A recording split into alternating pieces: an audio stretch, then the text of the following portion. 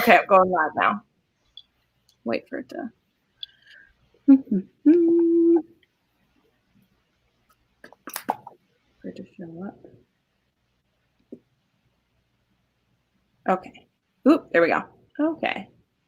Hi, everyone. Welcome to the live show tonight. So excited to be doing this. Like, oh my gosh, this is going to be so much fun. So, I think most of you showing up will know who we are, but we'll just all say hi. I mean, Tiffany's not usually on the YouTubes. We see her on Instagram most of the time. So we'll just go around and say hello. So we'll go. Hi, I'm Tiffany. I am Neverland Pixie on Instagram. I am a romance reader and a romance booktube fan, and I'm so happy to be here. So thank you. Hi, I'm Jessen. I'm from Jessen Reads Romance, and I also co-host a podcast, Smart Women Read Romance, with my aunt, Juliet Cross. I'm Crystal. I'm a romance booktuber at Crystal's Bookish Life. Excellent. And obviously you're on my romance booktube channel. So I'm Jen. Here we are for this. I'm going to give people a couple minutes to kind of join on. But in that time, I'll kind of explain. Wait, where should I start with this? I have notes. Let's follow the notes, Jen, and I'll try to go wherever you want to go. I'll maybe try to mention this partway through too, since people will just be joining right now. But one thing that I did announce on Instagram and Twitter is that all the proceeds from this video and any donations that get made tonight are going to be going to the Joyful Heart Foundation. Their mission is one that I've been a big fan of for a while too. There's someone that I donate my own money to. This Joyful Heart Foundation was actually started by Mariska Hargitay from Law and Order SVU, in case you didn't know who that was. And so the mission for them is to transform society's response to sexual assault, domestic violence, and child abuse, and support survivors' healing and end the violence that happens to people. So why they were really important to me to pick, besides someone that this is a foundation that is really close to my heart, is that the conversation we're going to have, I'm very excited to do. I'm very excited for talk about consent, what it looks like in historical romance, what it looks like in contemporary romance, how we feel about it, why we like to read stories that question that and like challenge us. But we are all very aware that what happens in fiction is completely different than what happens in real life, and that there are real ramifications for when acts are perpetrated against people in real life that are damaging and harmful. And so that's why I really want to support this charity. So if you make any donations to that through super chats or stickers or anything, all of that is going to go to this. If this video gets demonetized, I will pick a certain amount to donate no matter what. But I just wanted to start us out with that. And so as you're watching, if you feel like you look up that foundation and feel that you want to support it, please know that anything from this will be going to that. So just to kind of start us off with that. And then, the purpose of this live show, these ladies who are all here with me tonight, they're people that I talk with on pretty much a daily basis. And to be honest, I mean, we generally have the same opinion about a lot of this, but we definitely like to, come at it from different angles and want to have a really fun discussion tonight. So we do have kind of a rubric or some talking points to go through, but please feel free to post your questions and we will try to get to whatever we can. But yeah, did I cover everything? Yes, ready. Good. So what we'll kind of start with, and because what is like the impetus of this conversation and kind of the starting point, is that we are seeing a lot of controversy and articles written about The Duke and I, which some of us have read a long time ago, and some of us, this was a brand new read to us with the TV show coming out. And so I kind of wanted us to start with, since the focus I wanted to be historical romance at the beginning, at least, is to maybe talk about like when we first read the book and how we felt about it. And then maybe if we're, like Jess and I, we read these books a while ago, how maybe our opinion has changed on that or been reinforced or like that.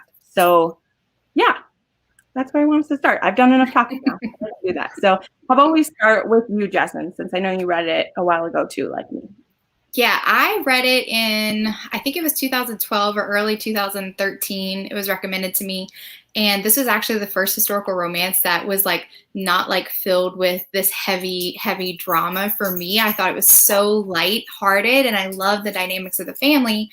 And I really liked that we explored Daphne and Simon's relationship as a married couple, and they were still going through some stuff and had to work out things, just because in historical romance, a lot of marriage of kind of like conveniences, and you don't really know who you're marrying. That happens a lot in historical romance. And so I was like, oh, okay. So they still have to learn and grow. And so like that scene, it didn't really hit me as something that was ultra problematic in the way that it's like, oh, Daphne just did something that was absolutely unforgivable.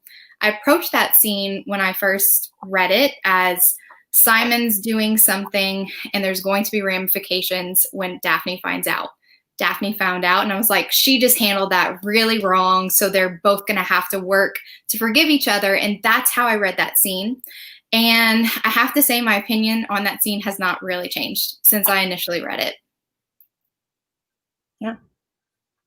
Tiffany, you want to go next?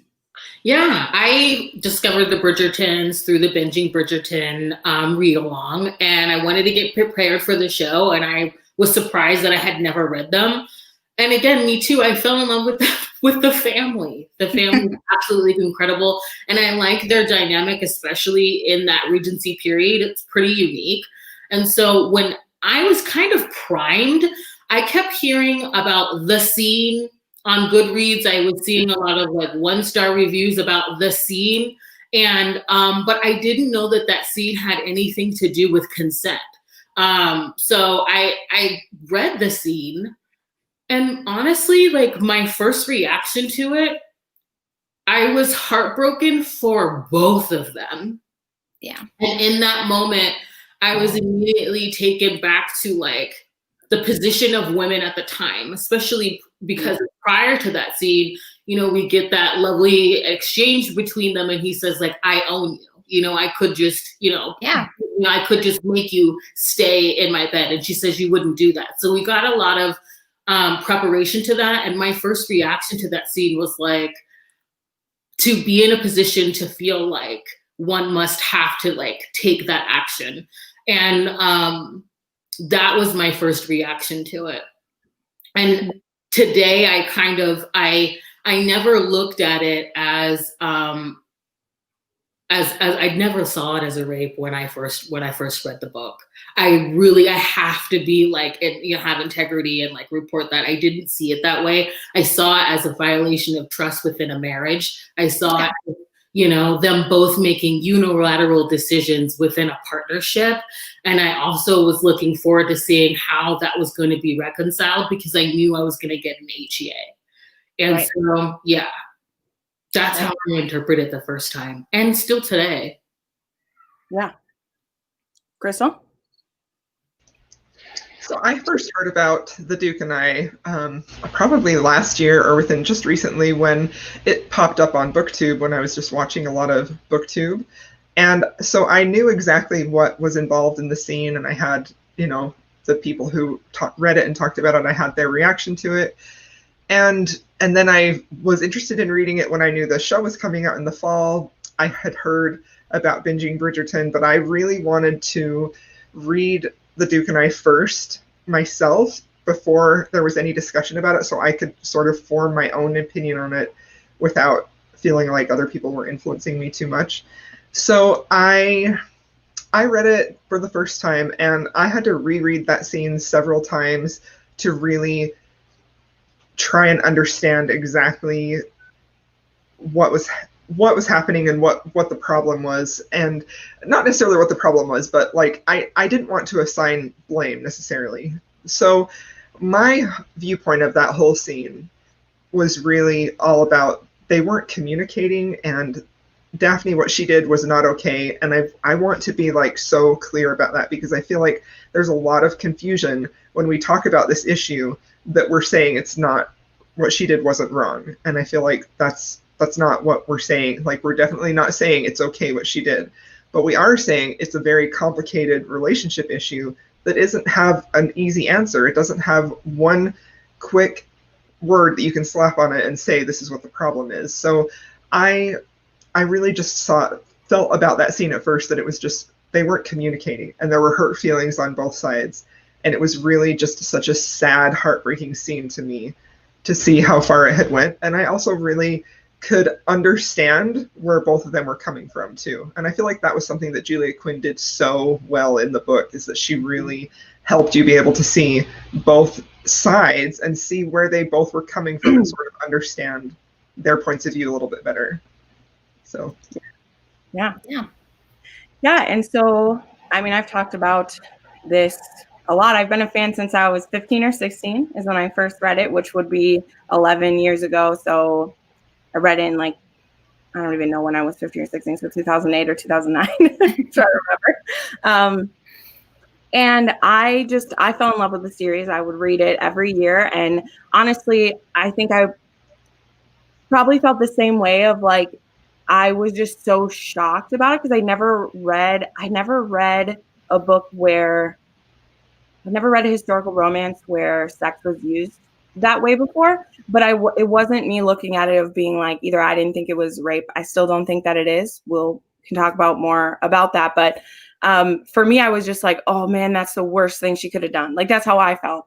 But I also felt where, again, when you see the lead up to the scene, and I really talked about this in my review of it, is like, Simon has said some horrible things, and that doesn't give you permission to retaliate in that way. And so, yes, it's wrong on both sides.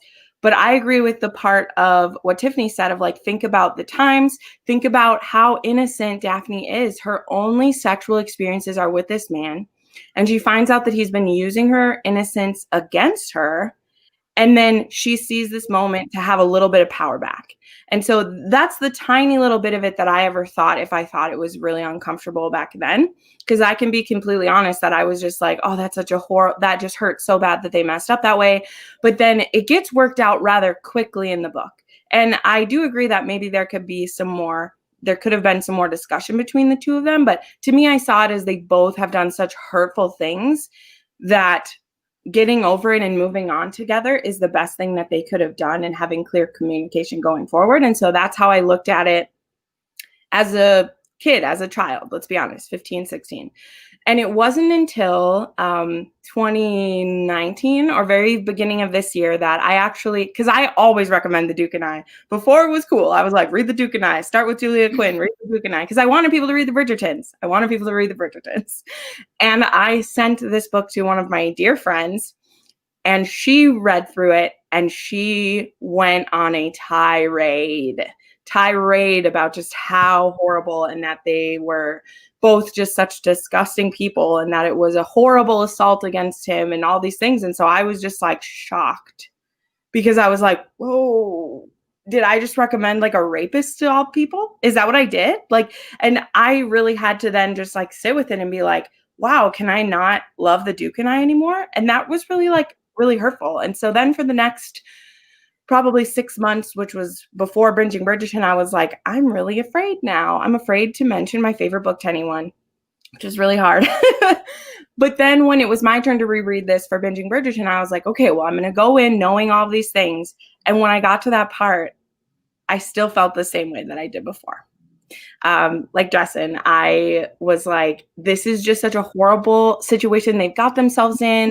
I wish that women could have known more. I wish that these two would have communicated more. I wish that, I wished all those things.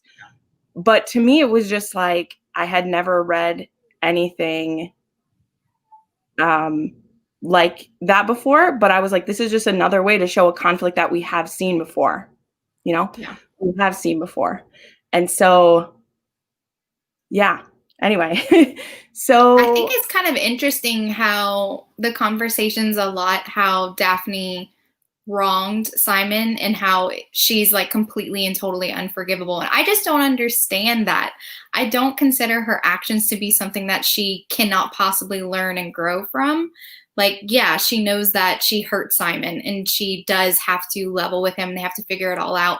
But I think that the conversation that most surprised me now is that they consider Daphne an absolutely irredeemable character. People who don't like the scene and who consider it to be a rape and an assault, they're just unwilling to let Daphne get better and grow from the situation.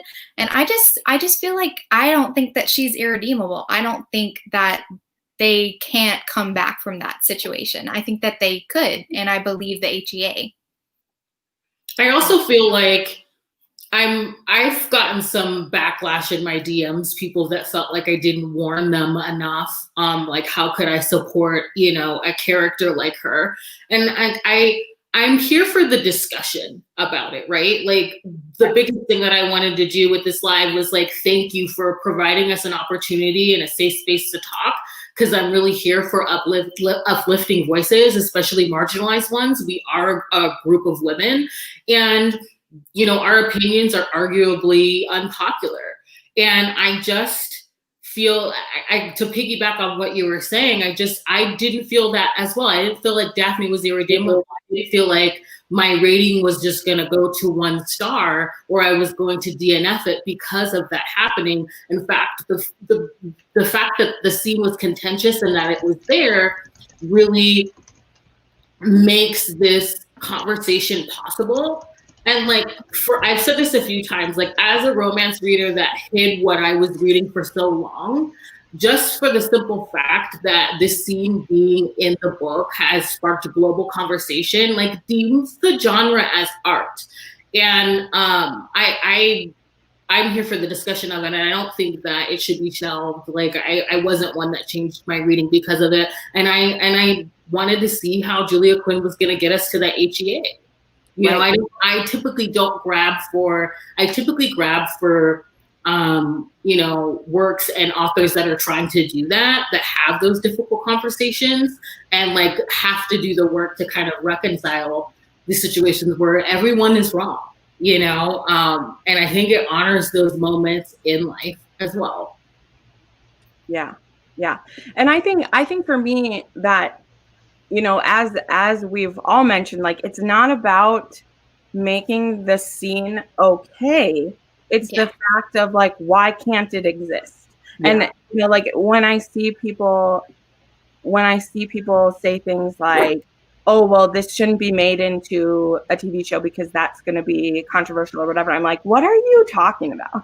I get a little bit up in arms about it, because I'm like, the issues that are being searched in this, though it's painful and uncomfortable, I want us to talk about it. That's the whole point for me. It's not saying like, oh, that was I just don't get what people are saying about the scene when, like, are you thinking we like it? Like, that's part I'm not sure. Is like, are people thinking that because we read books with those things in it that we want it to happen to people, which is where we're kind of going to go with this conversation next. But yeah, what are kind of your thoughts on that? I don't even know if mine made sense, but like, it's fiction, right? Like, part of the reason why I read novels is because it creates a safe space to talk about stuff like this that I can't normally talk about in reality, right? So I can definitely like separate what's happening in my novels with how I would feel about it happening in real life. And I think it's important to like make that distinction. Yeah, exactly. Well, and I think too, like, I've always felt about this scene specifically that it really opens up a door for us to talk about what happens in a marriage, like what would actually happen in a marriage that we can talk about and learn about how these people are reacting or what they're doing. And I feel like, especially in the case of Simon and Daphne, when they are so newly married, they don't even really necessarily love each other at that point when that scene happens. They don't have years and years of trust. They're trying to figure this out. They're trying to figure out how to make this arranged marriage work and still be happy about it with all of this mistrust that they have between each other. So it's really, I feel like it's one of the, I don't know that I want to say it's the most important, but I feel like it's a worthwhile scene because it creates a lot of talk and thought about married life, which isn't something that we typically will see in romance books. Yeah. We kind of skipped over this part because we went right into the fiction of it, which I want us to talk about more. But one of the other things I wanted us to discuss when talking about The Duke and I is any like backlash we had about our opinions, and if there was any specific situations where something just really struck you about it or a comment was made that you would like us to discuss more. I don't think I've ever like received any backlash for what I said about like the scene both in the book and in the show, because I did discuss the scene in the show and how they handled it, and since they did decide to include it, but they tweaked it a little bit, and I think that a lot of people were kind of like really understanding of Daphne's position when I kind of highlighted that her position going in was so, she just had no information at all. She literally knew nothing about it. And I think that they highlighted that so much more in the show, that it wasn't just Daphne who was just this ignorant little girl. It was her sisters. It was all the girls. And they were like, oh, it's pregnancy catching? Like, how do you get pregnant? Nobody knows how, because nobody is willing to talk about it. This isn't a conversation that they have. And they're just thrust into this marriage knowing absolutely nothing. So even though Daphne is now active and she is now having sex, she still doesn't understand the process, because when she and Simon are in that little gazebo scene, she's like, oh, does that hurt? Like, has no idea what's happening. She has no idea when he's pulling out that that's what he's doing, and it looks painful to her. And so that's her assumption. And so it's quite clear that she still doesn't understand sex. And I think that was very telling, and it makes me understand her more and why she was so hurt, because there were so many opportunities that Simon could have explained more and he did not. And it felt like he was keeping her in ignorance for his own purpose, because it's like, oh, this is the perfect scenario. She doesn't really know what I'm doing, and I'll just tell her I can't have kids. But he won't have kids, and I think that that's definitely a distinction, because if you're going to marry a person and they say, I can't have kids, that's a totally different situation than I don't want to have kids and I don't ever want to have kids. That's completely different. So I do understand her more, and I'm glad that I got a lot of comments saying like, oh, I'm glad that you mentioned, her side of things and talked about her side of things as well. I'm not trying to erase Simon's experience. I'm just trying to be like, but let's see where she was coming from, sort of thing. So I think it was pretty supportive. I haven't gotten any backlash that I can tell. And I want to jump in because directly with what you said about, I did appreciate that they made it even more clear her ignorance and things like that. And my biggest issues from the interpretation that they chose to tell was that it does seem so calculated on her part. And even though they do explain that as like, okay, well, I'm just going to test if this is true or not. Right. Which I don't mind that they went that way. I just had a lot of issues with it as a fan of the book, because I felt like they had it be calculated that she went into the room knowing that she was going to do that to him, or try to see, not do to him, but like see what was going to happen with it. Whereas in a book context, she had done everything she could to remove herself from him, because she's like, I'm not ready to talk about this yet. I'm not even ready to think about this yet. And he pursues her and then is like, they're in bed and she's like, okay, well, I'm just going to go for it now. And to me, it was more of like, I don't know. And one, it felt calculated how they filmed it. And I don't know. And maybe that's okay for people, that it's like, she still is really ignorant of what's going on and she's just seeing if she's right. Whereas like, I don't know. That's just how I felt about that anyway. Yeah. I do think that the difference, like with the book, she actually confronts him first. Yeah. That was a scene that made it very obvious that she's like, I know what you did. And he's pretty unapologetic about it. He's like, so, and he just wants to have his cake and eat it too in this situation. He's like, well, we're married and you can't really do anything about it. And if you don't want to have sex, then I can force you to have sex. And she's just like, really, this makes me trust you even more. And they don't have that in the show. She's keeping it all to herself and it's kind of building, and you see her hurt, and he's just having like a fine and dandy life. And she just like, you took something from me and you're just moving on with your life. And now I'm in a place where I feel like I'm in limbo. And so it was a different reaction to all of that. Instead of confronting him. I get why they didn't make Simon say those things, because we kept him very sympathetic, and like we could still see that he was lying, but it was a choice to have him say none of those things at all. Like he doesn't say a single thing beforehand or even after. Like he doesn't even have they don't even have the full blow up where he says horrible things. Like they keep it all that like Daphne took the action, and his reaction is to say nothing. And then, so I don't know. They didn't use their words at all in the show. And that really was my response when you did your review. Like, I just really wish that they would have had a conversation about it prior to really highlight that from the book. Because in the show, it's definitely, she goes in intentionally aiming to test him. Whereas when I first read the scene, I interpreted their like sexual like engagement as something as she didn't know that a guy, you know, that you can have sex in the morning and that this happens. And she just engaged in that, you know, encounter curious, and things progressed from there. I didn't think that she went into it in the novel intentionally aiming to do that. I think she sees an opportunity to shift the power dynamic in that moment. And that part was heartbreaking. But in the show, it does. It seems premeditated, it seems calculated. And even in the novel, there's some sort of consequence because Simon leaves for a long period of time. And then, you know, in the show, it's almost like it's not addressed afterwards at all. And it's still about him not communicating, and it has nothing to do with her actions. And I really liked also in the novel where there's that moment where she's in the sitting room afterwards and she's thinking about what just happened. Like, that gave me as a reader a moment to do the same thing and really like go through like what happened. Of course, I went back and I reread, but I think it's handled a lot better in the novel. So taking that conversation out, especially that great line where she says, like, every time you take me to bed, your father right there. I'm like, come on, like, give us the dialogue. But I think that a lot was missed by taking the buildup out of it. You don't own anything, not even yourself. Oh my God, I love it. I want to let Crystal, did you have something to say about this? Because then there's a comment I want to show, but I want you to go first. Well, I was just going to say one thing that I feel like, well, go ahead and do the comics maybe about that comic because I've been reading. Well, I want to throw up Laura's comment. Is this the one you... Because this is something that I wanted to talk about. No, go ahead. Okay. Okay.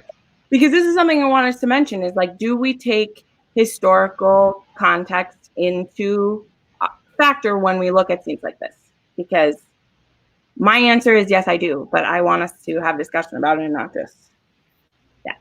So what do you guys think? I don't know. For specifically the Duke and I don't know if it's just historical setting. I mean, her ignorance... I guess there is some people who are that ignorant still today. I wouldn't say that somebody can't be that fully ignorant.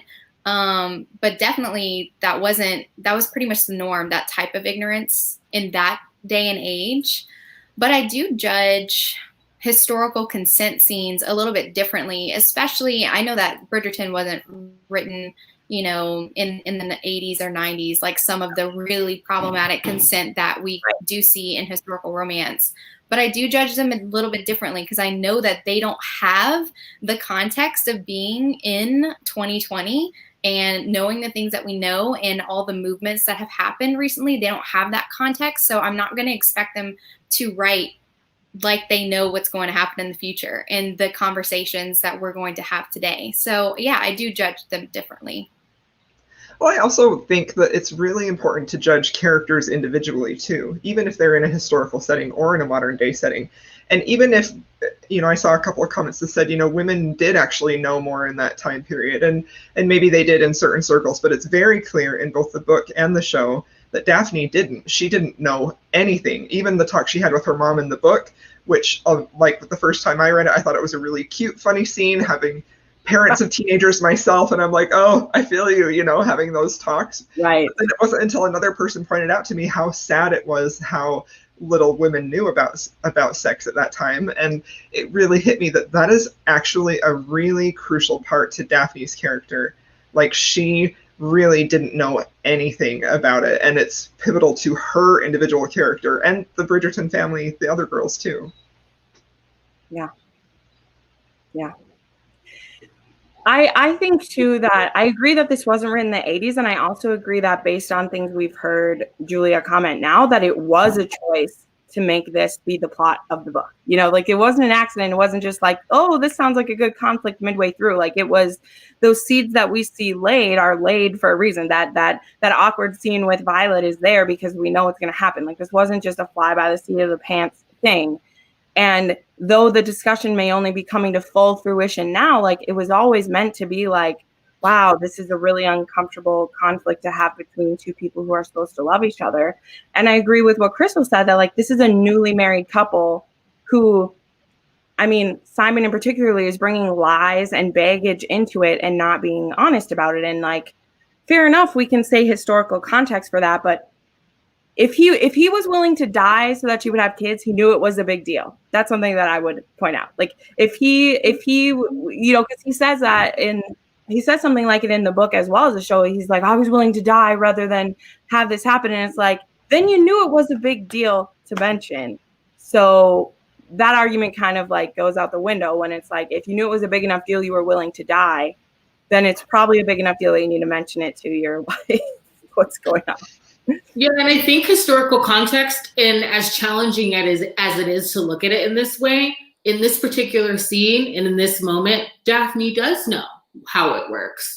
And so in this moment, I think for me, what my first pass and my first impression of it, historical context did matter because of her position within society, because of her position within this marriage. Why would she take the leap to change the power dynamic? Why would she take, you know, his choice to not be a father away? What would make her feel like she needs to do that? Not, you know, rationalizing or condoning what she did, but it was because of the historical context that I was heartbroken for both of them. Right. And in that moment, she knew how sex worked. I mean, and it's that's challenging to look at. It's kind of like a similar situation of like, I think of when I read, oh, this book hurts me to think, when I read Long Shot and there was someone forcing a pregnancy on someone and it was the opposite direction. And it's like how just like just how violating that felt. So I understand that, but again, to me, that's where the knowledge level of the people involved, not so much when the book was written or what historical context it's written in, but what is the knowledge level. And Crystal, she said a really good thing about this in one of her videos about it, that like Daphne's sex education level is like a how many year old compared to what someone in contemporary novels would be if they were even that same age. Like, what does a 13-year-old today maybe know? So I don't know. I think that's important to point out. That also, I take into consideration Daphne's intentions, and like if we're going to believe that she's that naive about sex, do we think that she understands nuances about consent? And then if we're in historical romance, when men were allowed to have sex with their wife, no matter what, they were expected. You're married. You cannot deny me the marital bed. It doesn't matter if you don't feel like it, we're going to do it. And of course, in loving relationships, that's what we see in historical romance. It's all consensual. But I don't think putting that kind of pressure on Daphne to know the nuances of consent is very fair whenever we know that she's lacking in knowledge in a lot of areas related to this. So I'm a more forgiving person in her situation. I think that she can learn and grow from it. And I think that they're able to have a conversation and move past it. And that's what I feel about that situation. It's such an interesting situation because it's not so cut and dry. For me, it's not. I agree. I totally agree with that. It's really not cut and dry at all. And I think that when you say that, Jessen, and I don't think that I'm not saying that it was her. I'm getting all confused, but like it really was. It was the man had that right to say, we are going to have sex regardless of how you feel, regardless of what you think. That was what they did. And so it's not that I'm thinking that she's trying to get her justice, but it's also me saying she really didn't understand consent at all. And it was a very difficult time period where women had next to zero autonomy over their bodies. And I don't think it was a brave thing for her to do, but it really was a moment where she decided to take power for herself, or to take something for herself that had been denied to her entire life. And I don't mean to say that makes it okay, but it adds another layer of really interesting conversation to the discussion. Right. Agree. Right. I think that this is partially like, I agree with the, like, it may get overcomplicated, but the part that I agree as well is that I want there to be the conversations we're having now. Like if in any book, in any genre, in any situation, if you read a consent situation, something between a couple or family members, when it doesn't have to do with sex, miscommunication that's happening, and it leads to a conversation in real life, to me, that's where romance and fiction does the work that we maybe can't do ourselves. And that's why I want us to talk about it. And that's why, you know, this scene that has literally become like the scene with capital T and capital S. I mean, I've read many worse and much worse consent situations, much more uncomfortable situations than this. And they don't always lead to conversation. So I'm glad that, you know, from a story as like that's becoming as widespread as this one is, that it has something that can lead to these conversations. But one of the next points on our list is like how we feel like the press and the media reviewing this show and looking into it is maybe missing the boat, and what we wish that they would take from it that they're not. I'll be honest, I've only read one review for it because they made me so angry that I was like, I'm not going to read reviews for this. I'm going to make my own. But I'm just wondering if, you know, what you guys have seen and what you feel like that they're missing, or if it's all just for clickbait or what. I don't know. I think I only read one review that was talking about the consent issues. I've seen way more reviews just talking about the show and how it's inaccurate, or how it's like just like Jane Austen, but Gossip Girl Jane Austen. I've seen much more reviews from people who obviously just don't understand romance than I have particularly with like consent issues. So I've only read one of them, and it seems to be kind of like the same conversation that everyone's pretty much having. Yeah, I read Aja Romano's Vox article that sort of chopped up Julia Quinn's statement. You only get like a couple lines in that where they reference the Binging Bridgerton Live.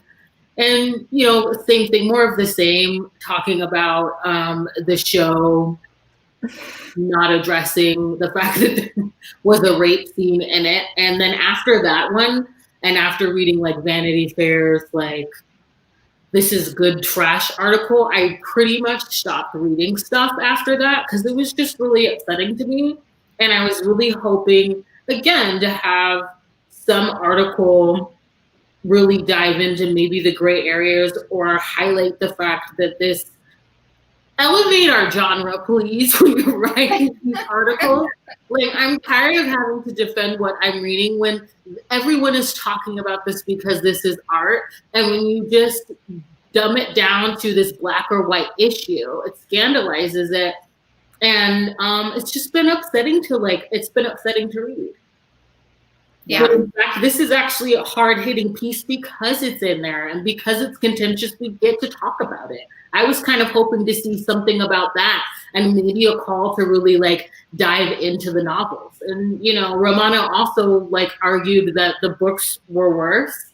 You know, that's valid. We all have our opinions, but like I disagree because of all of that great buildup in the conversation that they have as a couple within that book, before and after. Yeah. And just romance is in everything. Like there was it's in everything. If it's a happy ever after, it's a freaking romance. Okay, so just get it down your throat, your brain, everything. I was watching an interview with the actor who plays Simon, and someone was like, "Have you like read any romances?" And he was like, "Well, I mean, everything's a romance that has this, right?" And I was like, nice sidestep, but also I like what you said. Yeah, I think that a lot of people consuming the show that I see, like I'm a part of Facebook groups that like are not part of the romance community. And it's really funny that I see a lot of people be like, oh, Bridgerton, has anybody watched this series? And I'm just like, quietly stalking the conversation. Everybody's like, oh my gosh, this is great. And I'm like, guys, this is a romance novel. Like, did y'all not know this? But if someone initially told them this was based on a romance novel, would they still have the same reaction being like, this is top notch and great? Or does associating with romance novels right off the bat have people kind of like up in arms, like, oh, it's probably not going to be that good. And I'm just like, everybody freaking loved Downton Abbey, and like, So that's not. I did read a really great article. Oh, nope, you go, girl. What? Tell me, what's the article? This was in Entertainment Weekly. This was actually an interview with Chris Van Dusen. Like, I screenshotted it because I thought it was so good. And they were asking him, why did you include the scene? And he answered, do you care if I read it? It's just a little paragraph. Oh, go. He said, we had a lot of conversations around that specific incident in the book. He tells EW, I've always called this first season of the show, if it had a subtitle, it would be The Education of Daphne Bridgerton. That incident really goes along with that overall, that overarching theme that she starts out as this picture-perfect, wide-eyed, innocent debutante. And we watch her grow into this woman who gets to shed all of the constraints society has held her to, and she finally figures out who she really is and what she's capable of. And I loved that so much because I feel like that's exactly what happens in that whole first season is we're watching Daphne grow and develop and realize things and figure out what she wants her place in the world to be. And that scene is uncomfortable, and it's ugly, and it's heartbreaking, and it's not okay, but it is a part of her story that gets her to where she is when the show ends. Yeah, you're not supposed to feel good. That's what I just got like all the time. I was like, you're not supposed to be like, oh, what a cute little experience they just had. Like, yeah, I hope it gets more, and I want so much more. What do we got to do? Who do you think we got to do some sexual favors for to get Sea of Ruin made into a movie? Who do you think I got to get to? Because I will. I will prosecute myself for Sea of Ruin. I say it now. I was making a joke with my mom. I was like, I want them to make it, but knowing Hollywood, they would probably, I don't want to give any spoilers away, but they would cut so much that I'm like, I want to leave it. It's perfect. It's funny though, if any of you have watched Black Sails, I don't know if anyone's watched Black Sails, but I've only watched a couple episodes. There's a relationship that isn't very conventional. I can't say anything, but it reminds me of it just a little bit. But I didn't finish that show. But anyway, that's what I want is more. But anyway, okay. Are there any other thoughts we want to do about The Duke and I? Because now I want us to kind of talk about historical romance and consent in general, but then I also want us to talk about the difference between like contemporary dark romance and like how we hold those to completely different standards. I don't know a good way to segue into that, but I want us to talk about that now. No, I think that that's valid too, because when I pick up a dark romance, I know what I'm walking into. I'm usually warned. There are trigger warnings. I know that, you know, I might be picking something up with dubious consent. I might be picking up something up with like consensual non-consent and some darker themes and issues. I read a lot of that. I read a lot of taboo stuff as well. I don't know if that affected my reading of the scene.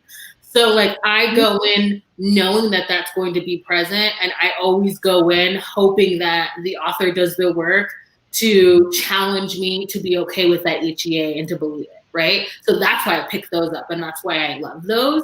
And I was just telling Jen this, like before this started, like I read Untouchables a couple days ago, and I really appreciate San Mariano's her author note, because she did such a good job of warning the reader. I think a lot of authors can warn you to the point where you're like, do I even want to read this? She did a really good job of warning me and giving me all the information and the trigger warnings that I needed, but also sticking up for her work and saying that, you know, my characters find love and they're not trying to change one another. And I absolutely love that.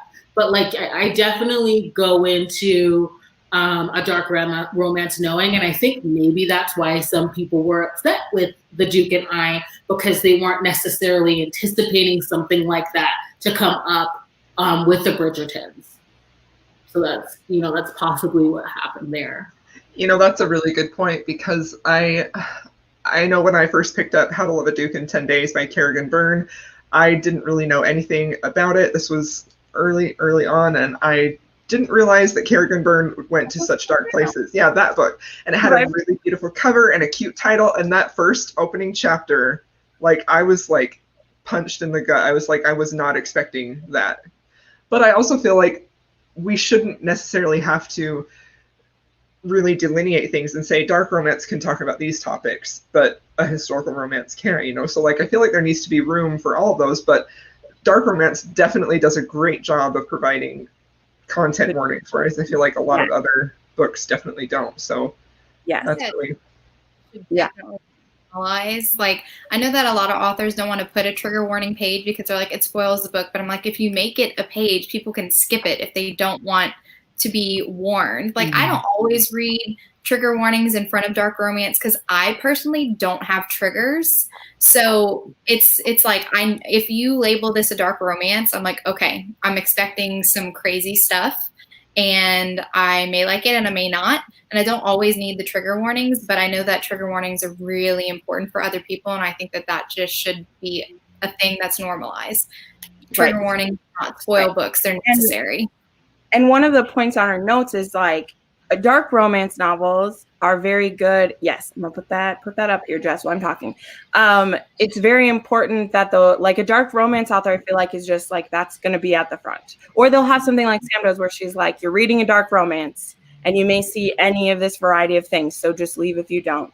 What I think is important is for dark historicals to start having that. Because I would say, like, there hasn't been a Kerrigan Byrne book I've read yet that shouldn't maybe have a little something at the beginning of it. And like, I'm just used to that with her now. Okay, Bree, are you still here? Would you make that stop, please? So sorry, I got sidetracked. So that's something that I agree. I want to normalize that for all kinds of books.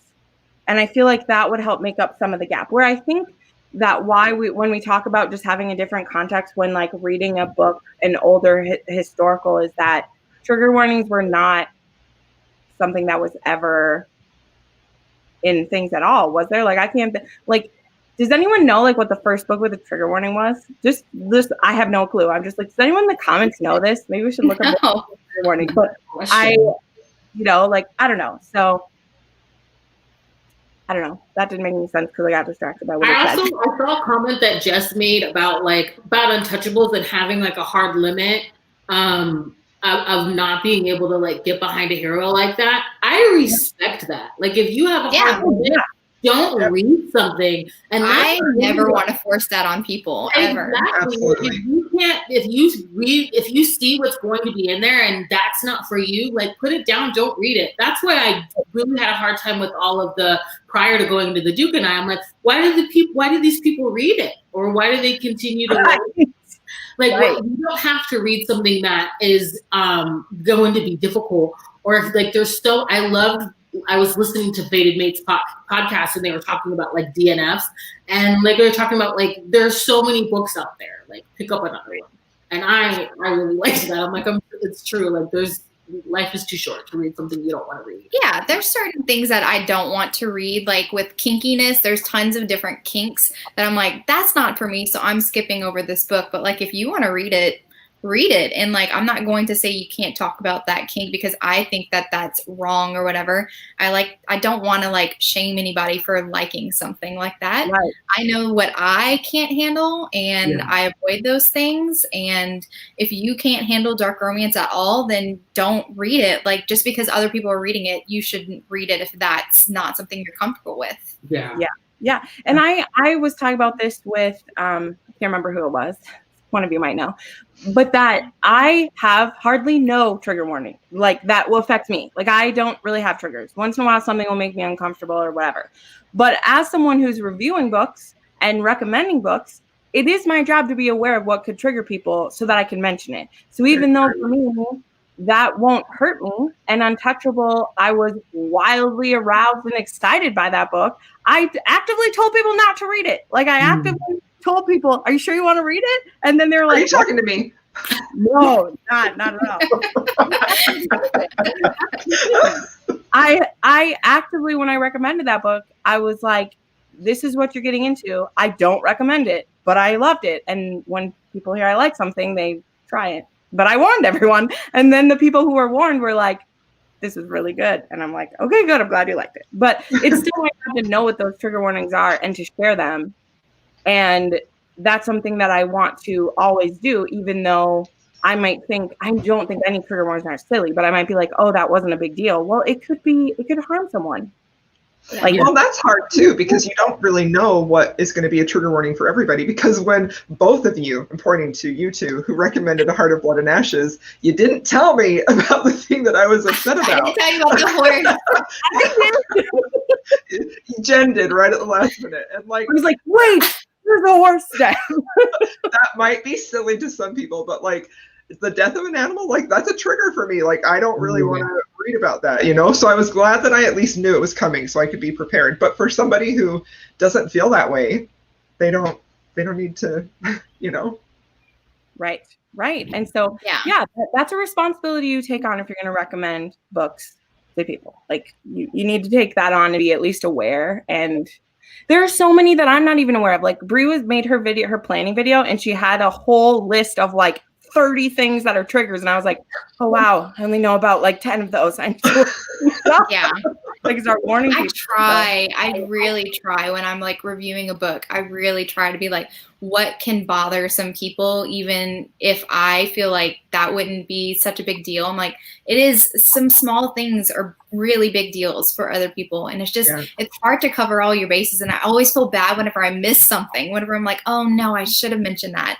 And I always feel bad because, oh man, it's so hard to cover it all. But a little bit easier in dark romance because it's very blatant on what's questionable in dark romances. I appreciate it as a viewer, because sometimes you guys will bring up things that I didn't know might affect my read. Like Jess, Peace Love Book, she did a review of like plus size heroines, and just like spent a really good majority of the beginning of the video talking about the right terminology. And it like really made me think, like, you know, do I need a trigger, like a body dysmorphia trigger? Like, it really made me think of, as a reader, like what I should be looking at. Because I typically pick up dark romance and I'm like, okay, I can read some pretty dark themes, but something that might mirror what's going on in my reality. Maybe I would, you know, pick up spoiler alert and something might pop up. I mean, it didn't, maybe. Well, I just read a romantic comedy. Well, I mean, I thought it was going to be a dark romance. It had a cover. It was by J.T. Getzinger. So I was like, oh, it's going to be a dark romance. It wasn't. It was a romantic sports comedy romance. But her body hate was so much. And that was not warranted at all. And like, I don't, like, it doesn't ever like even really trigger me, because I can be like, people can feel all their bodies they want. But this one, it was so ingrained in her. And I was like, nobody warned me about this, because I didn't look at the reviews for a comedy. I was like, whatever, it's fine. And I was like, I gave that book 2.5 stars by the end, because I was like, this made me so upset. But that stuff will creep up on me. So I appreciate when you guys take the time to like figure out. That's one of my big things about like plus size heroines. A lot of people are starting to write them because they want to write characters who are diverse in body type, and heroes. I really appreciate some thick heroes. I want more of them. And it's so hard because I feel like the only conflict that's written for plus size heroines is the accepting the body or having someone else accept the body. And I'm just like, there's more to their life besides that. There's so much more. They have other real life issues that just like skinny people have too. And it just like hurts me so much whenever that's the only conflict they have. Because I'm just like, there's so much more to them. There's so much more. And I want to explore that. Right. I really enjoyed it. I just read The Arc Forever After Always by Chloe. I'm reading that right now. Oh, good. Good to know. It's so good. This isn't a spoiler for that, but there's a plus size heroine in there, or like medium build. She's still she's still athletic. And I was like, yes, you can still be athletic and be curvier. And she says her husband at one point is like, I thought you were doing good with your, you know, like you're so confident. And she's like, but it comes and goes.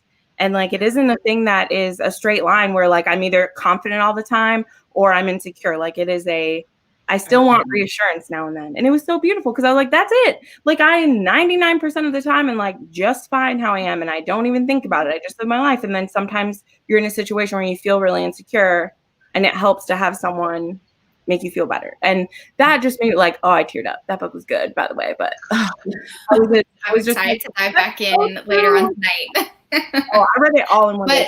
I saw in the comments someone had asked whose responsibility is it to do trigger warnings, the publishers or the authors? And I feel like indie authors are just in general more responsible with doing trigger warnings than any, you know, big pub, traditionally published books, I don't often see any trigger warnings, especially for like body dysmorphia and like, you know, stuff like that. I hated One to Watch. I know everybody knows that I hated that book. And I feel like there should have been some warning for how much hate the heroine got, because it was so draining on me. And I would not have picked up that book if I would have known that this was not a light and fluffy rom-com, because I didn't feel like it was. So it was just like, I feel like indie authors just do a better job. They're not answering to a publisher. Cartoon covers. Yeah, covers are, I'm so over them. They're so misleading for most of so happy. the time. I don't like it whenever I feel like I'm being lied to with the marketing. So yeah, I couldn't finish One to Watch. It was too much for me. I got halfway through it too, but I was like, I have to stop this. And see, that's where that was like a sneaky thing that I didn't realize I wouldn't be able to read, as opposed to something with dubious consent. I'm like, okay. And I'm blazing through it. It's just interesting how that works. So I'm gonna bring us back a little bit. We got there's a few more questions still that have to do with kind of the consent parts of it. So I want to come back to those. But one of the big questions, obviously, and I think a lot of people feel this, but it's also one that I just don't ever think about much at this point, because it's just, I have such a black and white answer to this. But I want it to be a discussion, obviously. So one of those for me that came up was what is considered acceptable in fiction and romance, and what is not to be put out there in real life. That was a weirdly worded question, but like, do we think that things in fiction should exist that shouldn't happen in real life? I don't know. You know what I'm talking about. We talked about this question beforehand, but I can't word it well. Yeah. A lot of the stuff that I like to read, I don't condone in real life. I'll just say that simply. Like, this is the simplest thing I can put out there. I realize I can separate it.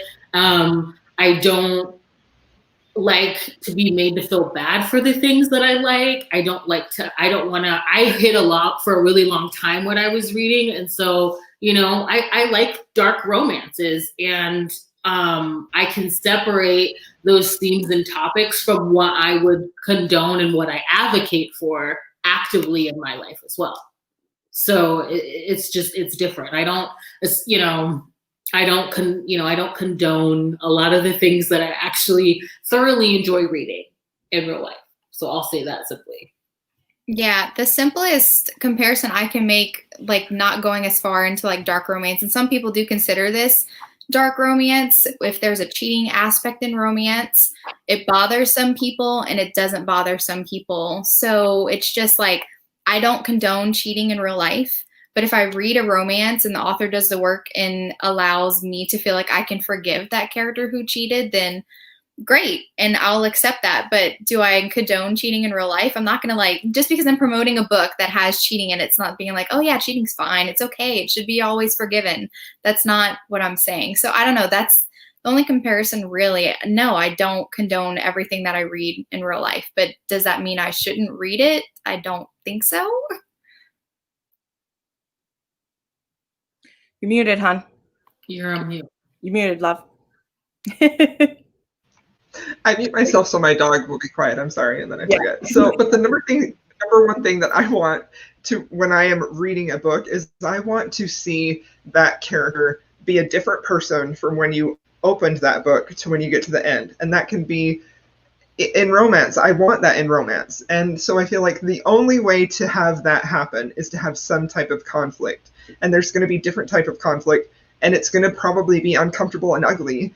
But I also really love any book that makes me feel like no matter what you do in your life, you can always come out of it. You can always rise above it. You can always do better. You can always make amends for things that you do in your life. And I don't feel like necessarily anything should be barred from that, because that's part of the human experience, is learning and growing and striving to be better. No matter who you are in your relationships, in everything that you're doing in life, you should be trying to overcome things that you are not great at. So when we're talking about should these things be included in books that are not really accepted, or I think they should, because that shows us one person's story of how they overcame something. Yeah.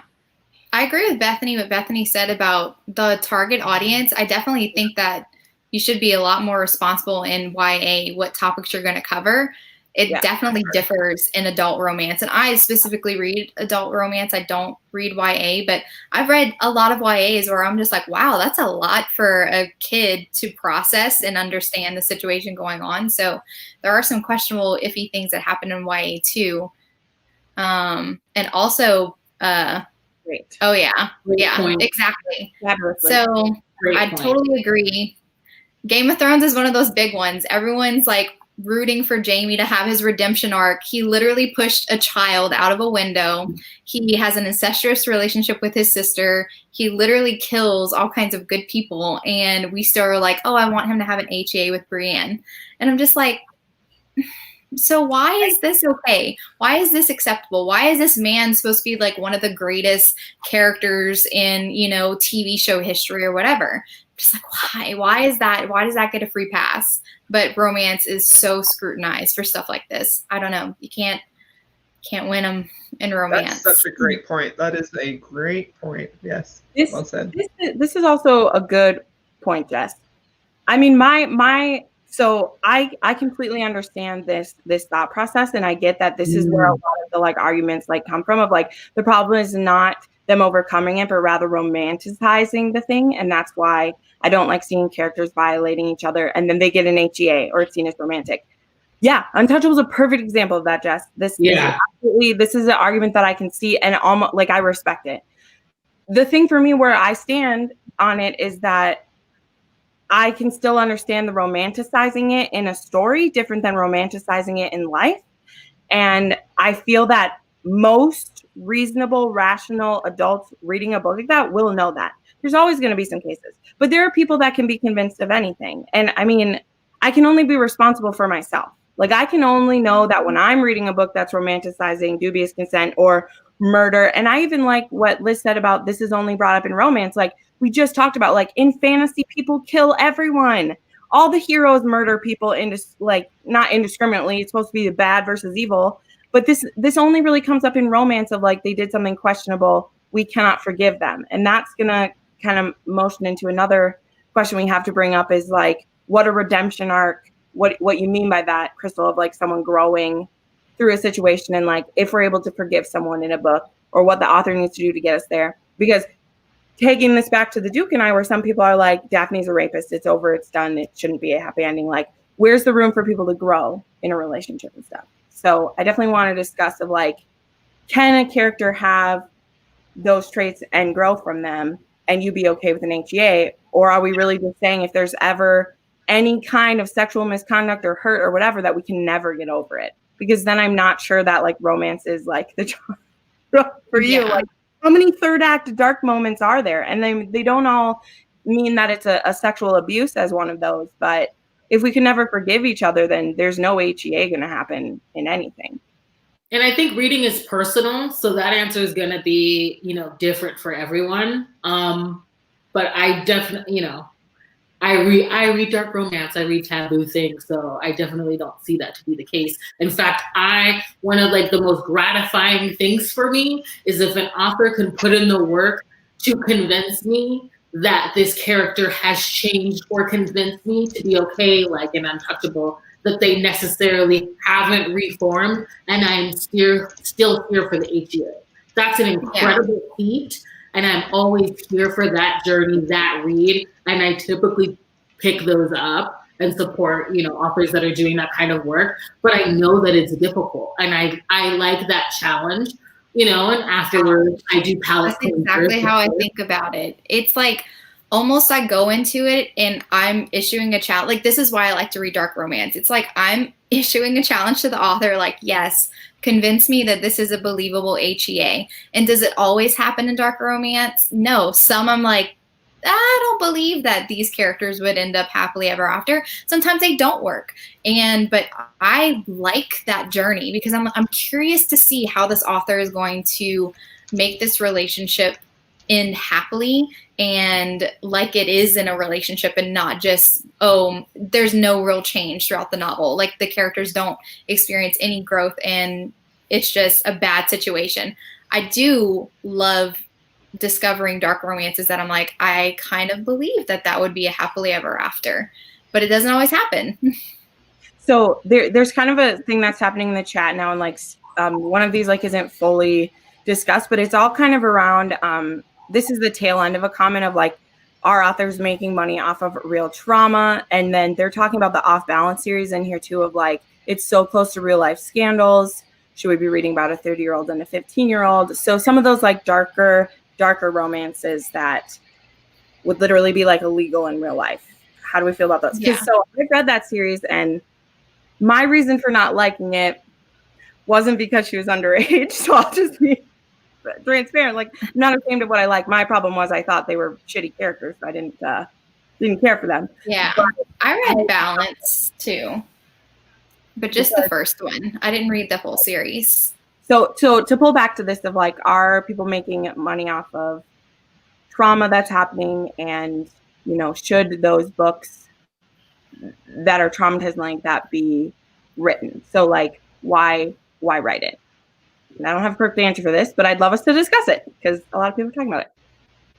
I mean, I definitely was uncomfortable with reading Balance because it seemed like it like popped up right around the whole gymnastics scandal, and I was like, wow, this is was this written around this time? I don't even know. I don't think I checked the dates on when it was written, if it was after the scandal or before. But I don't mind age gap romances. The age gap where she was so much underage definitely made me uncomfortable, and I didn't feel like she was able to make mature enough decisions. But it's also like, okay, so the cutoff age is what, 18? It's like, now you're legal. How much more mature are they than 15? They are more mature, but I don't know, sometimes age gaps are such like an iffy topic because it really depends on the characterizations. And I agree with Jen, the characterizations in Balance, I hated both those characters. So I wasn't even rooting for them to be together. I was like, I don't like these characters. They're horrible, and they obviously don't respect each other. So I didn't believe that they would have an AGA for that. And yeah, I didn't like that she was that young. Right. And with like profiting off of trauma, like I work within film and television, so there's always a story that's going to be representative of some sort of trauma. As an African American woman, our trauma is projected out there. I don't think it's like solely for artists to make money for their work. And in some respects, I respect when certain things are featured and talked about so that we can have discussions about it.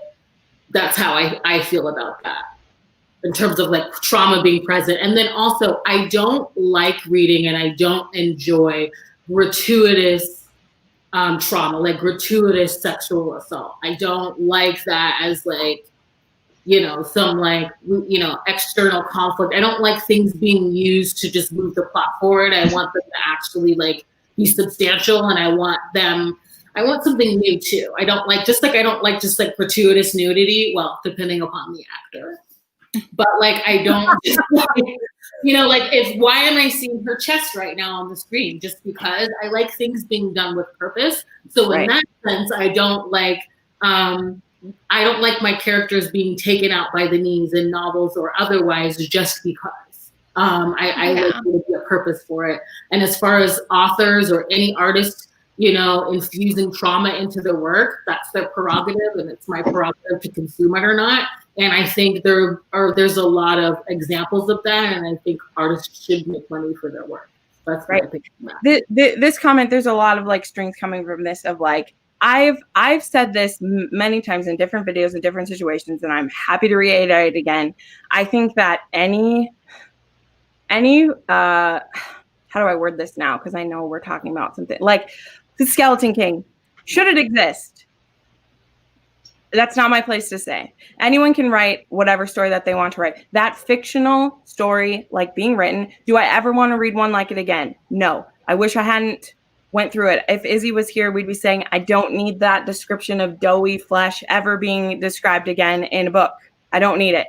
However, like, I think it's a really slippery slope when you try to censor like any kind of art or literature or any of that. I think that someone should be allowed to say what they're going to say, and we can make our decisions of whether to read it or not based on what comes out. That is just, that's just what I believe. And that's how I feel. And I feel that way with speech, and I feel that way with books. If I don't like what someone says, remove myself from them. If they're not actually holding a knife to my throat to read it, then that book only hurts me if I read it. That's how I feel about books. Like there are different situations for when speech is maybe happening at you in a personal level, but when it's in a book, I'm choosing to open the book and read the words. And so if I know that there is something in there happening, like that's why the trigger warnings need to exist. So I brought that up. Corey, I know you're talking at one point of like, why should adult books have the trigger warnings at all? Well, it's like to warn you that you don't want to read that. You know, if I see that there is necrophilia in a book again, I won't be reading it because I tried it once and I don't want to. If I know that one of the characters is underage and there's a trigger warning for it, I'm not going to read it. But I think that it should still exist for someone who wants to read it, and I'm not going to shame them for reading it. I've just been warned to stay away. And that's how that is my strong line of stuff. I believe any book or story someone wants to tell, if it is fictional and they're not, a serial killer writing it off of their own experience, like, be allowed to write it. And there you go. So I don't have to read it. You're not forcing me to. There are those things out there too. There are plenty of those true crime stories that go into very graphic detail about what happened, and they are very successful. They make a lot of money, and they are absolutely profiting off of someone's trauma. So I really feel like if we, I guess I don't really understand why there's so much attention drawn to this story. Is it because she gets a HEA? Is it because Daphne gets an HEA after what she did to Simon? Is it because it got so popular? But I really feel like there are things that are capitalized off of all the time that are traumatic for the person that was involved that are still talked about. So I don't necessarily know that it's an answer of what we should and shouldn't be writing. So as if you don't like that, don't support it. Don't give them your money. Don't support it. Because that's really all you have control over. True. Yeah. And like the profiting off of trauma, I don't know how to like discuss that, because it's like, if you have trauma in your book, even if it's not the focus, like dark romance has trauma, especially like captive romances and stuff like that. There's abusive relationships and stuff. But I read tons of historical romances that are not considered dark, even contemporary, that have a lot of like sexual abuse and stuff like that. And them overcoming it, is that not also kind of sensationalizing? Like if they're going to include a scene that actually describes the sexual assault in it, is that not also profiting off of trauma? Because I've read a couple books where it's not a dark romance. They don't label it as dark romance. And it's just like, this is the character's backstory. This is what happens to them. They have to overcome it. And it was shocking. And is that not also profiting off of trauma? But why is dark romance the one that everyone's up in arms about existing, I guess? Like, why can't dark romance exist is what I don't understand. And it can, and you don't have to read it. Yeah, exactly. Like nobody's forcing you to read it. I literally say in my video, because I've only done one video on dark romance, because I know that not everybody likes to read it, and I try to cover all my bases, but I do like to read it. And I was just like, I'm not promoting these books, and I'm put in the title, I put my trigger warnings in the beginning. Like, I'm not forcing you to read any of these books just because I like it and you don't like it. Don't read, don't watch, don't read. Just exit out the video and we'll be okay. I also respect those that have those hard lines and communicate that as well. Like, reading is so personal, so I respect everyone's choice and what they deserve to read. And I'm also, again, I will say, I'm so happy to have this space to talk, because I'm not about censoring voices, and we arguably have an unpopular opinion, and I'm like, feel like there's a space for us to have this conversation, and I'm grateful for it. So thank you. Yeah. I guess I have a question with I'm not saying dark romance shouldn't exist, but there's a problem with HEA, but that's the point of romance. So if it's a dark romance, there's going to be an HEA. So if you don't want it to exist, then I don't know what to do about that. There's going to be like a happy ending. They're going to be in a relationship if it's a romance. So I don't know. That's just the purpose of it. Yeah. That's the one that I think keeps coming up, and I really like this. That's why we're doing this. I'm not trying to prove this right or wrong. Like, that's why the title of this is a discussion about consent. Like, it is personally fine if your gut decision is that I can't read a book where a rapist ends up with the person that it happens to. Like, I get that. And I am not telling you that, but I think that some of us still want to read those. And I can't rationalize it to you. I mean, my list of favorite heroes, half of them on that list definitely stepped over the line in many situations. And I liked it. And I can't tell you why. I don't know what about my psyche. I haven't gone to therapy for it. So there's that. But it's just a genre that now does exist and people like it and it's doing well. And I feel like it does I think it informs us about some certain real life situations. And other times it's just a thrill because we have fantasies. Like, it's okay to read a dark romance that fulfills a fantasy for you that you would never want to happen to your best friend or to yourself. And if you've had those actual traumas happen in your life, maybe you read it and it helps you process it, to romanticize it. Maybe it helps you, or maybe, it helps you process in some other way. I don't know. I don't have that trauma that I'm trying to process. I just know that I enjoy reading them and I will keep reading them. But this isn't me trying to tell you that you have to be okay with it. I hope no one watching is feeling that. I'm not telling you that. These are just our 4 opinions about why we have read books like that, why we will continue to read books like that, and why, like, we need to have the conversation about it and inform our daughters better than Daphne Bridgerton was informed. And, yeah.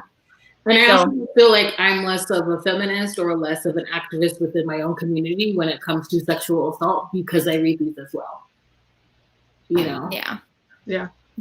I think that I don't think that it's fair to say that somebody who reads a certain thing that immediately is like, oh, well, you're not a feminist or you support the patriarchy because you like this. And it's like, no, that just because I read it doesn't mean that I'm like condoning this in real life. And I think that I don't know how else to make that distinction.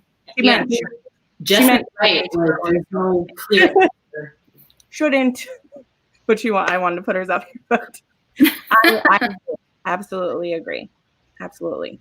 I want us to kind of end this on I feel like this is all really heavy talk. So I want to maybe do some like lighter stuff for the last 15 minutes of this. We'll go until 6:30. I really appreciate all of you being here, being really open and honest about it. And I mean, obviously there was some time, I'll address this too. Some people in the comments who maybe don't know us as well were saying too, of this is just 4 people in an echo chamber who all agree the same way. And that's fair. These are all you can find other people who will talk about this as well. But to me, it's really important to bring up what the work that romance has done for this and the fact that it is starting these conversations. And it's really like a staple that's been in my channel for the last year is having these discussions. And so, I mean, let's do some happier stuff. I don't know. Which topic should we talk about? Should we talk about what we're reading right now, what we're hoping to read in 2021? I don't know. Just something fun. Let's pop off some fun things. I'm just really excited for all of the book club picks for this month. There's so many historical romances going on for this month, and I've been in a historical romance kick.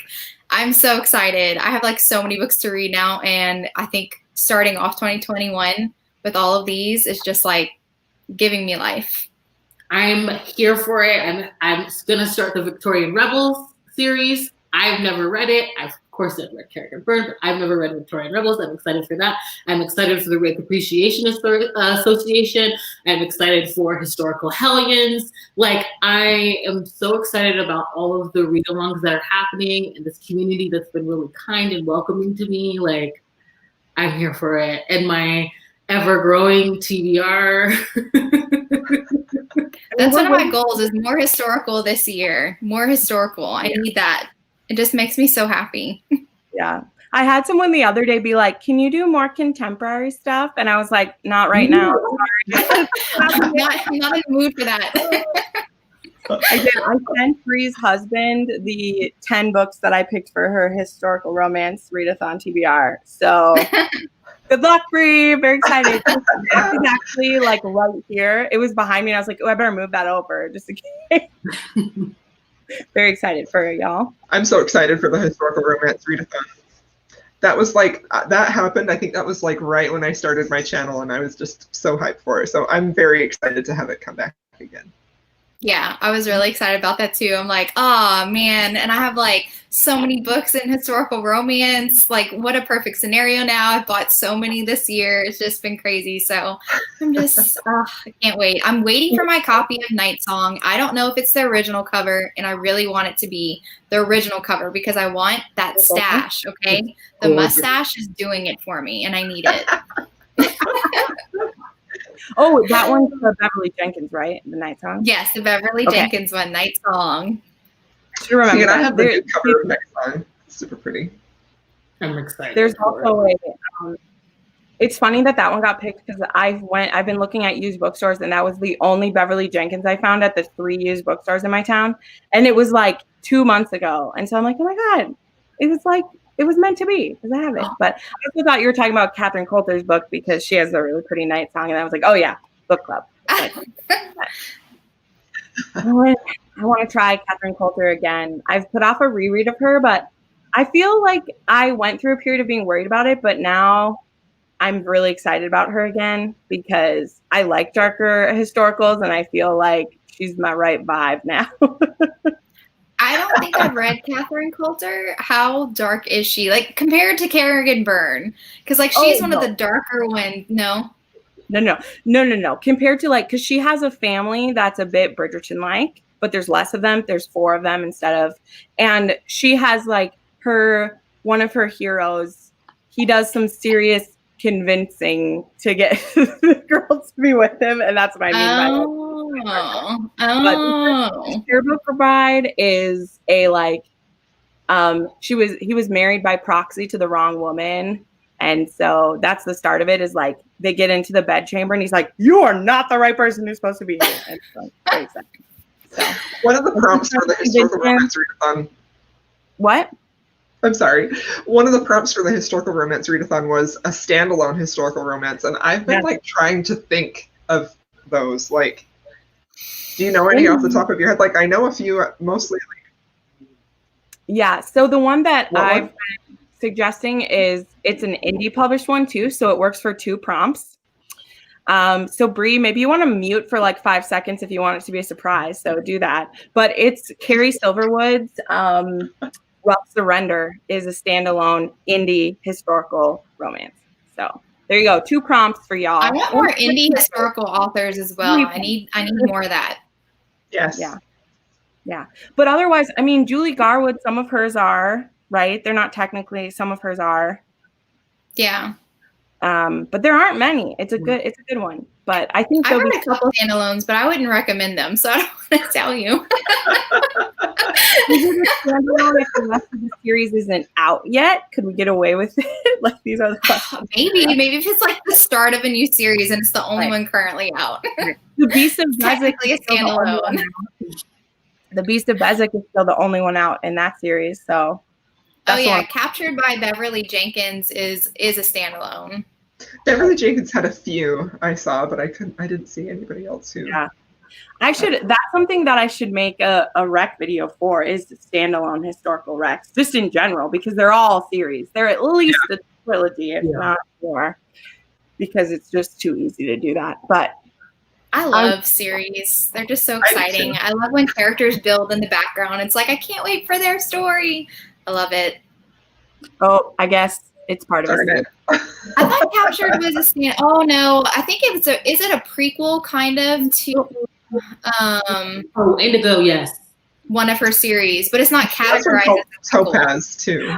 Sea of Ruin is a standalone.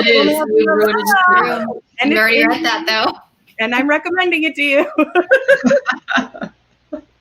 As we speak of dark romance, you can do that one. But well, awesome. Well, yeah, I mean, thank you all for joining this. I know some of these are tough stuff to talk about, but you know me, I'm just ready to like bowl through it like a bull in a china shop. That's how I go.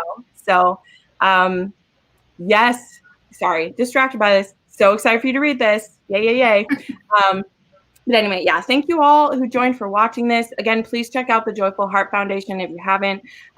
If you want to support, real victims of abuse, that's definitely a place that you can check out. And yeah, thank you all for watching and joining. And check out these wonderful ladies in the description box below too if you want to check out their channels or their Instagram. Tiffany does hilarious stories on her Instagram about what she's reading. It's fantastic. So have a good night, everybody.